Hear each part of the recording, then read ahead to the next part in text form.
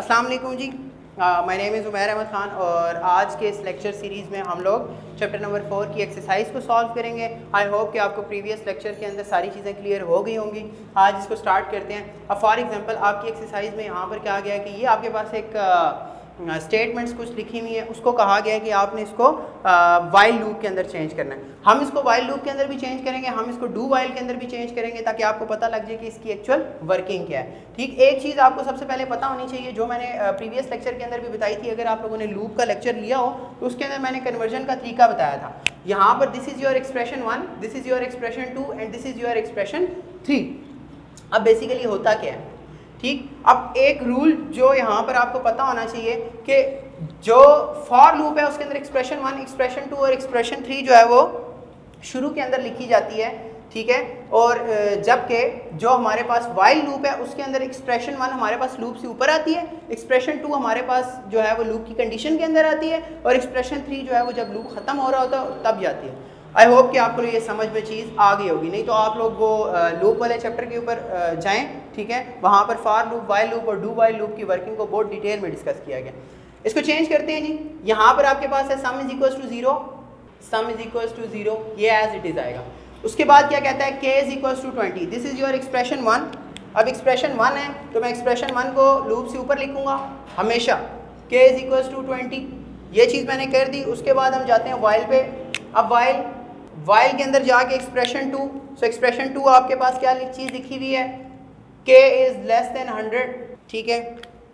उसके बाद क्या कहता है, आप लोग लूप की बॉडी के अंदर आ गए और बॉडी के अंदर आपके पास क्या चीज़ लिखी हुई है।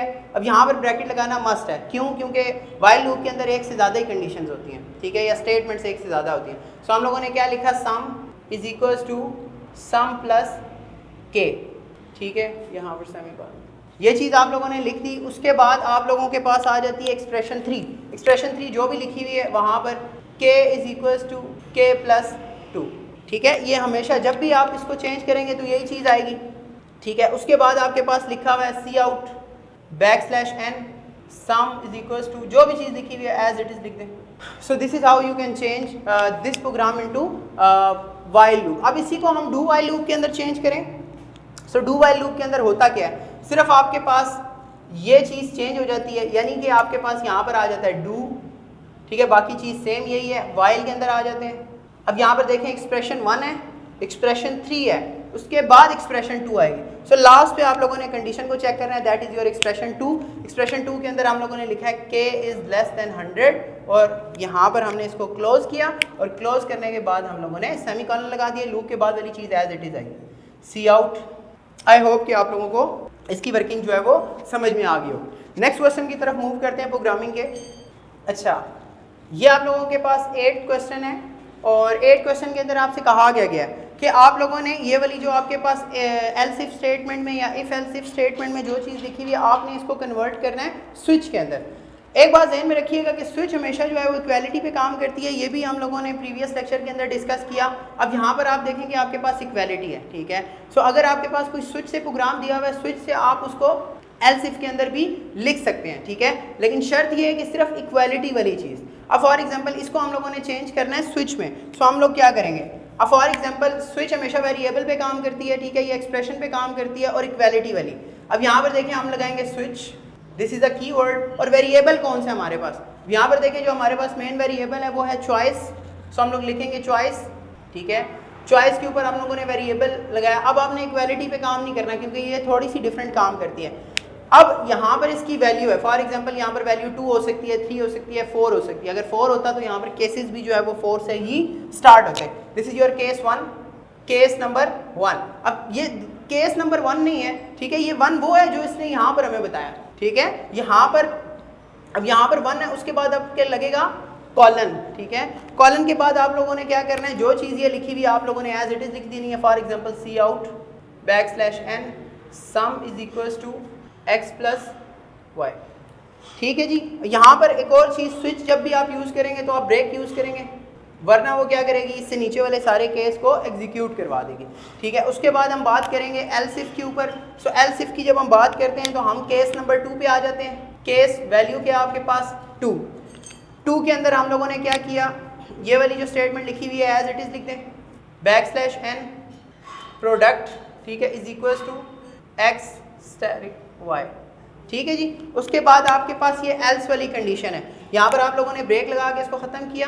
ब्रेक के बाद आपके पास ये एल्स है और एल्स को रिप्लेस किया जाता है स्विच के अंदर डिफ़ॉल्ट में, डिफ़ॉल्ट कॉलन। उसके बाद आपके पास क्या चीज़ आती है, cout n average is equals to x plus y divides 2, ठीक हो गया। और हमने यहाँ पर ये स्विच की जो है वो ब्रैकेट क्लोज कर दिया, ठीक है। So this is how we can change switch statement into if else statement और एल्स इफ स्टेटमेंट और if else if statement into switch statement, ठीक है। लेकिन ये सिर्फ इक्वालिटी पे ही काम करेगी। मतलब क्या है कि यहाँ पर इक्वालिटी यानी कि रिलेशनल ऑपरेटर के अंदर इक्वल्स वाली अगर कोई आपके पास एक्सप्रेशन है तो सिर्फ उसी पे काम करेगी, इसके अलावा वो चीज़ चेंज नहीं कर सकती, ठीक है। आई होप कि आप लोगों को ये क्वेश्चन भी जो है वो समझ में आ गया होगा। नेक्स्ट क्वेश्चन की तरफ मूव करते हैं।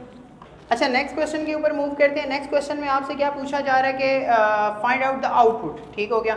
सो ड्राई रन भी करेंगे, इसका आउटपुट भी निकालेंगे, ठीक। For example this is our output. Output में हम लोग क्या करेंगे, k और k के बाद सम, ठीक है। जल्दी से करेंगे इसको। k की वैल्यू आपके पास क्या है 1, सम की वैल्यू आपके पास है 0, k इज लेस देन 10 यानी कि 1 जो है वो लेस देन 10 है।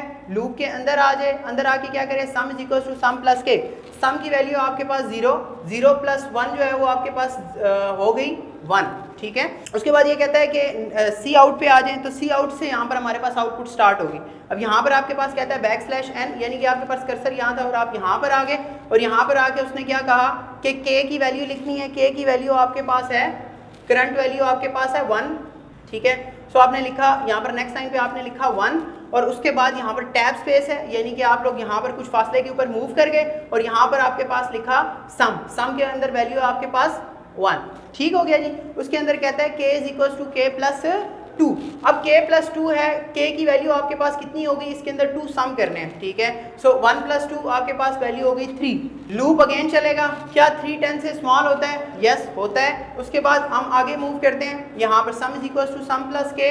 अब सम की वैल्यू आपके पास करंट वैल्यू है 1, 1 प्लस 3 आपके पास होता है 4, ठीक हो गया। सो 4 करने के बाद आप लोग नेक्स्ट लाइन पे आ गए यानी कि यहाँ पर नेक्स्ट लाइन पे आ गए। k की वैल्यू आपके पास पड़ी है 3 और /t से आप लोग टैब स्पेस के ऊपर आ गए और उसके बाद आप लोगों के पास है ये सम और सम की वैल्यू आपके पास करंट क्या है आपके पास 4, ठीक हो गया। उसके बाद आपके पास क्या करना है जी कि k के अंदर 2 और प्लस करवा देना। सो इसके अंदर 2 और प्लस करवाए तो ये आपके पास हो गया 5 नेक्स्ट आइटरेशन के ऊपर, ठीक हो गया। अब दोबारा से देखें 5 इज लेस देन 10 है, लूप दोबारा से चलेगा। Sum is equal to sum plus k। Sum की वैल्यू आपके पास 4।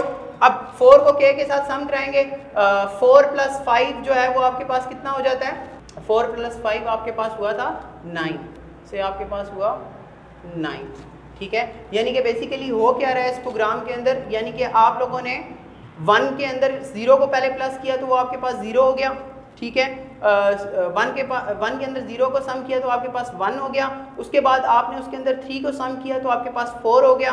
अब 4 के अंदर आपने सम किया 5 को तो आपके पास हो गया 9, ठीक है। अब नेक्स्ट जो इसकी आइटरेशन है, ठीक है, वो यहाँ पर होगी 7, ठीक है।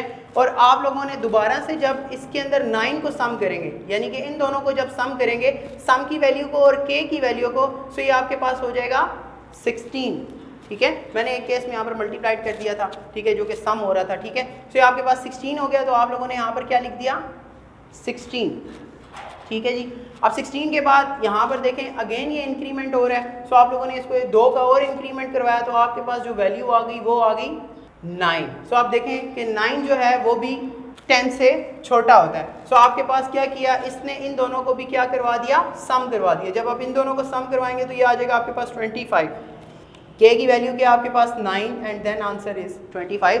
So this is your output. इसी तरह से कंप्यूटर जो है वो आउटपुट आपके लिए फाइंड आउट करता है कंपाइलर। अब देखें एक और दफ़ा जब इसने एक और दफ़ा इसको सम किया तो यहाँ पर आपके पास जो वैल्यू है वो क्या हो गई 11, कंडीशन जो है वो फॉल्स हो गई और आपके पास लूप जो है वो यहाँ पर आ गया।